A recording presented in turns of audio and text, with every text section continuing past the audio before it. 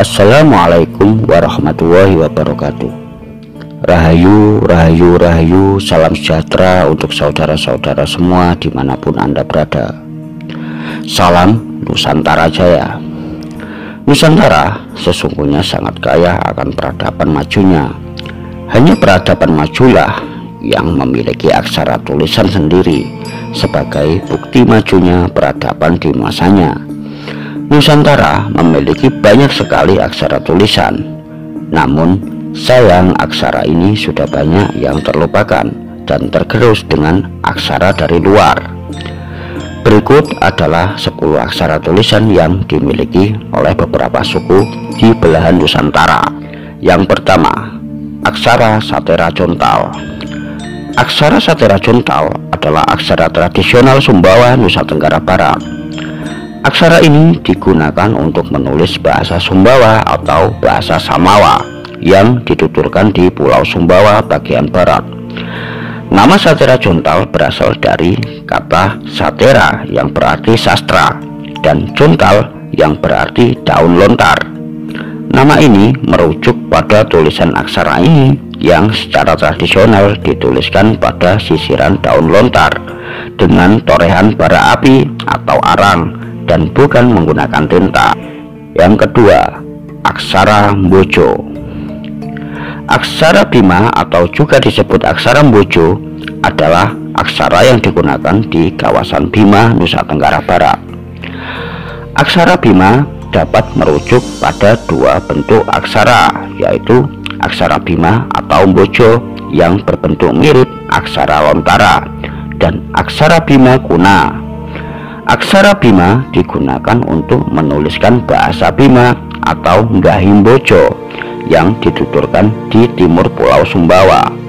Menurut sejarah, tradisi tulis-menulis di Kerajaan Bima telah berlangsung sejak abad ke-14 dari sebelum datangnya Islam. Hal ini terus berlanjut hingga awal abad ke-20.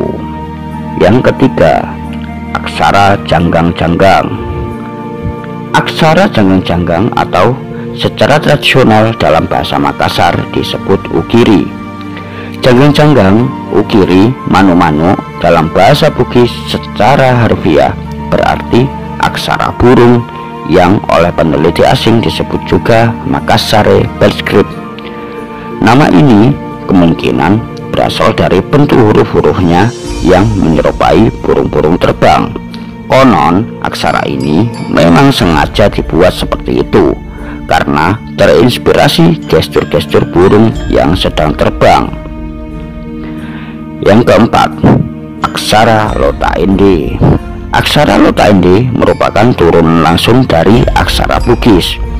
Orang Bugis yang menetap di Ende membawa serta peradaban dan kebudayaannya, termasuk aksaranya. Sejarah mencatat, aksara Lotaende masuk ke wilayah Ende sekitar abad ke-16 semasa pemerintahan Raja Goa I Manggarangi Daeng Manrabia bergelar Sultan Alauddin masa pemerintahan 1593 hingga 1639. Adapun pengguna terbesar aksara Lotaende di masa lalu yaitu masyarakat etnis Ende yang beragama Islam. Mereka bermukim di Kecamatan Ende, Ende Selatan, Ende Utara, dan Nangapanda. Yang kelima, aksara Bilang-Bilang. Aksara Bilang-Bilang atau juga disebut lontara bilang-bilang adalah sandi aksara lontara yang digunakan dalam sastra Makassar untuk penulisan genre tertentu disertai dengan waktu kejadian. Sandi ini mensubstitusikan aksara lontara dengan perubahan bentuk yang diturunkan dari angka Arab berdasarkan sistem bilangan abjad Arab. Sandi ini merupakan adaptasi dari sandi abjad Arab serupa yang pernah digunakan di wilayah Asia Selatan pada abad 19 Masehi. Yang keenam, aksara lontara Bugis. Aksara lontara Bugis adalah aksara Brahma yang secara tradisional digunakan untuk bahasa Bugis Makassar dan Mandar Sulawesi. Aksara lontara Bugis berasal dari nama Melayu untuk lontar-lontar yang daunnya secara tradisional digunakan untuk naskah. Dalam bahasa Bugis, aksara ini disebut hurupu sulapa epa yang berarti huruf bersudut 4, merujuk pada kepercayaan Bugis Makassar tentang 4 unsur pembentukan alam semesta: api, air, udara, dan bumi. Yang ketujuh, aksara incung. Aksara incung merupakan salah satu aksara di Indonesia yang digunakan oleh suku Kerinci yang mendiami dataran tinggi Jambi. Daerah ini memiliki 2 daerah administrasi, yaitu Kabupaten Kerinci dan Kota Sungai Penuh. Aksara incung adalah peninggalan nenek moyang Kerinci kuno.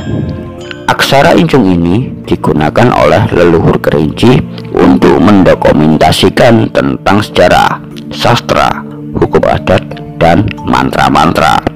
Konon, ada yang mengatakan aksara ini telah ada sejak abad ke-4 Masehi. Akan tetapi, belum ada kepastian mengenai asal mulanya.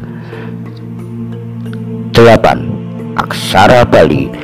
Aksara Bali juga dikenal sebagai Hanacaraka, adalah salah satu aksara tradisional Indonesia yang berkembang di Pulau Bali.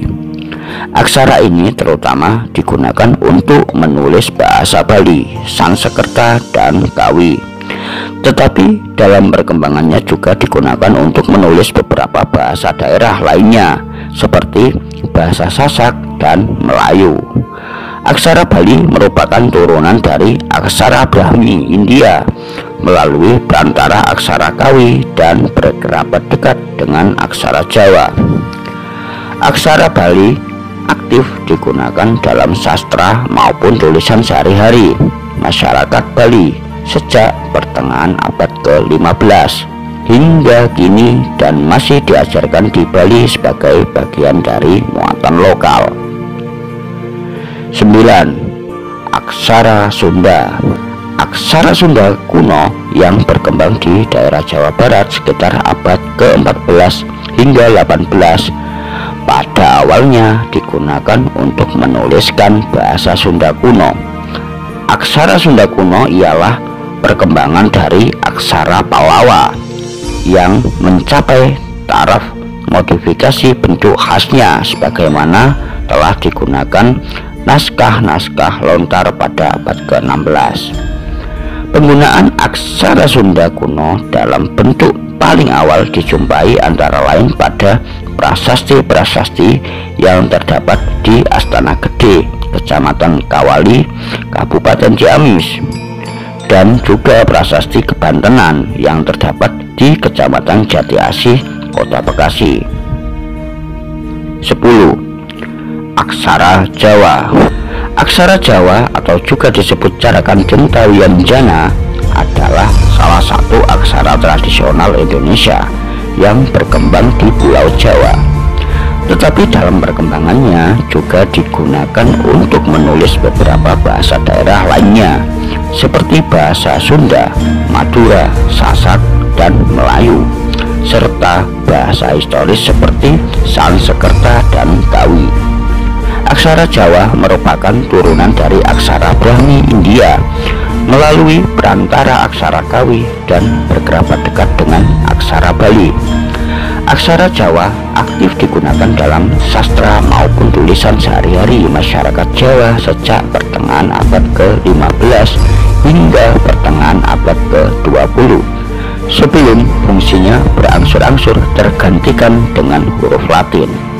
Itulah 10 aksara Nusantara yang dulu pernah digunakan oleh para leluhur kita sebagai tanda tingginya peradaban pada masa itu. Semoga dengan adanya video ini dapat menyadarkan akan tingginya kebudayaan kita pada masa lalu, dan sudah semestinya kita bangga menjadi penduduk bumi Nusantara. Terima kasih, semoga bermanfaat. Assalamualaikum warahmatullahi wabarakatuh. Rahayu, rahayu, rahayu.